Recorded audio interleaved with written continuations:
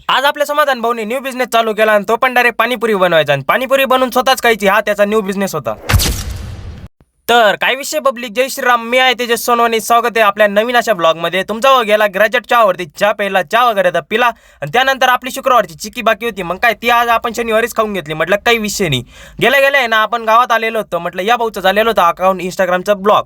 मग ते ना आपला समाभाऊ करत होता क्लिअर. म्हटलं घे भाऊ पटकेन याचा अकाउंट दे क्लिअर करून, याला रील पाहिला थोडा टाइम होत असेल. तवर म्हटलं चिली वगैरे खायला जावा, पण चिली तर काय भेटली नाही. म्हटलं चला मंचुरियन राईस बनवा तुम्ही. तवर तवर आहे ना आपला समाभाऊने टाकलेला होता इकडे पाणीपुरी बनवायचा न्यू बिझनेस. मग काय इकडे बिझनेस चालू होता. भाऊचा बिझनेस असा होता की स्वतःच बनवायचं आणि स्वतःच खायचं. मला पण एक दिली. म्हटलं मला काही नाही फुकटचं खायला काय अडचण. पाणीपुरी खाऊन आलो डायरेक्ट मंचुरियन राईस खायला. म्हटलं काही विषय नाही. मग काय मंचुरियन राईस खायला बसलेलोच होता. आपला समाभाऊ होता सर्वात आधी बसलेला. म्हटलं काही विषय नाही. पण मी पण बसून घेतला. म्हटलं चला बसले बसले आपण खाऊन घेऊन. त्यानंतर तुमचा भाऊ निघाला हो डायरेक्ट आपला बिजोट्याला.